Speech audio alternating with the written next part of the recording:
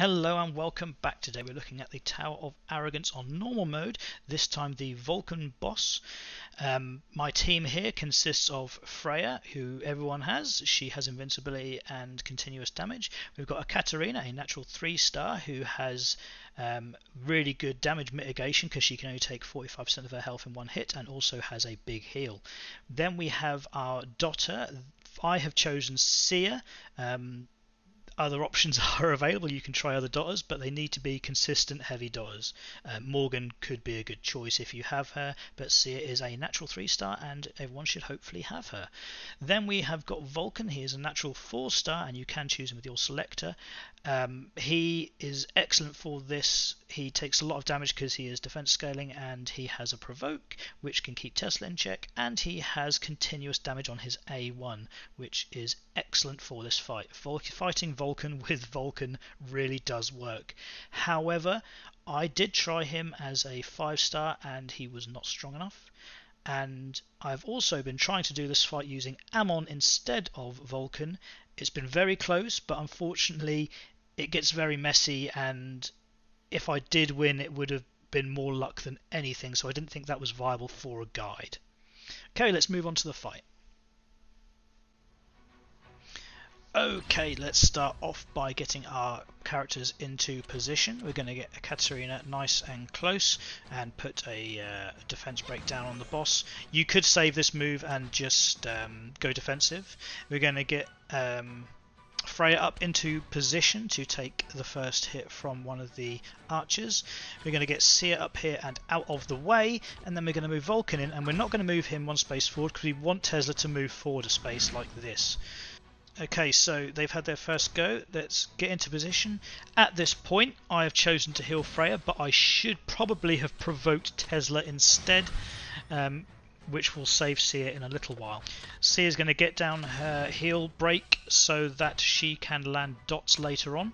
I'm now thinking whether I should provoke damage or dot, and I've decided to just protect myself a bit better. Let's get our invincibility in. We've got high speed on Freya, so we've managed to get that invincibility in before everyone else gets their go. Unfortunately not Seer though, she's a little bit too fast. Just a bit of bad speed tuning. And it's actually really horrible there that Seer has taken a stun. But let's see if we can get through this anyway.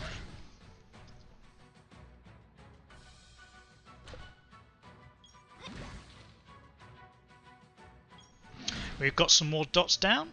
Seer's now out of her stun. We've got a heal available. Yep, let's protect Seer because it was unfortunate she took that hit. I should have provoked. More dots down. More dots down. Let's go for dots. Katarina there taking the hits.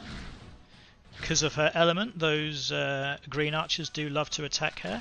And now we can start getting down some dots with Seer. Not much we can do there but take a turn and get more dots down. And our heal break is back again, so let's get that on so we can carry on doing those dots. Be great to heal myself now. Doesn't feel good to have to just wait there, but we have got this invincibility ready anyway. All their turns go for waste because we are invincible, so we are now back to putting down dots, keeping our position and healing up where possible. Right now Freya is in a bad shape. It's very unfortunate, but we're going to get those last dots anyway before she inevitably gets killed. Yeah, there we go. Bye Freya. You were great, but you had to go. Keep putting those dots down. We've got such a healthy stack of dots here and the boss health is low. This is over. All we have to do is stay alive. Lovely. Okay, let's have a look at the heroes. To start off, we've got Vulcan. He is a defense scaling champion with a, as you see, was moves scale with defense, and his A1 does continuous damage, which is all we'll be using that for. We could also use his provoke to keep Tesla in check, but I think it's better just to get the continuous damage on the boss. I've got him in self-sustain runes because he also solo farms the sealed armory floor 10. we have got high resistance and high defense. I'm still waiting on a better rune to go here. I don't think you're going to get away with using him at 5-star. I think last rotation of this boss I tried using him at 5-star and I couldn't do it. I ended up using Hildegard in his place at 6-star, but she it was a mess. It was a real mess. Whereas using him, it's a far more controlled fight. He's awakened, and his skills, he's just got a couple thrown on there from duplicates. Nothing that will actually affect this fight, because really all we're using is his A1. Next we have good old Freya. Standard build. Mine is stronger than yours will need to be, but it definitely helps. Something she should have for this fight is speed. I've maxed this rune out now, but speed will help her get that second go and get her invincibility up and save the day with her invincibility. So that is very important on Freya. Next we had... who did we have? Sia. So far I've only used Sia for this boss. Last time I did it, she wasn't as strong as this, but I still scraped through just about. She's had loads of dupes thrown on her, but it isn't that important. As you can see, the first one, all it does is increase damage. You don't need that, because what you're using her for is her continuous damage. In order to get that continuous damage on the enemy, they have to have an HP block on them.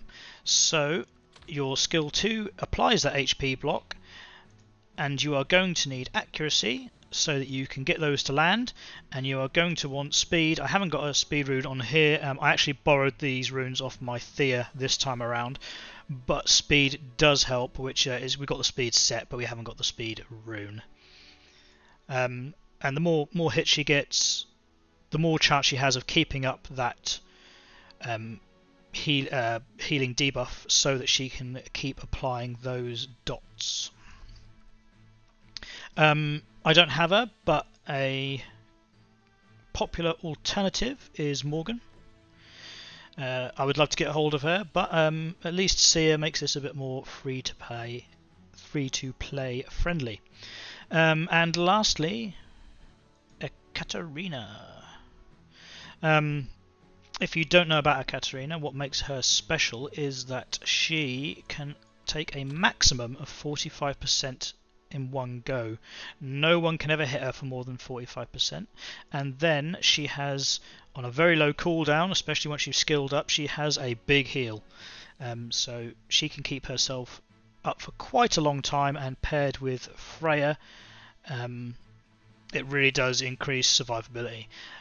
To note on this boss, when I did the play, I actually chose to heal Freya, but a safer option would have been to provoke Tesla, because because she wasn't provoked, Tesla actually damaged Sia, and if Sia had been a lower level, that would have been that match over already. So a way to get round Sia being hit by Tesla is to use that provoke instead of healing Freya when I healed Freya at the start.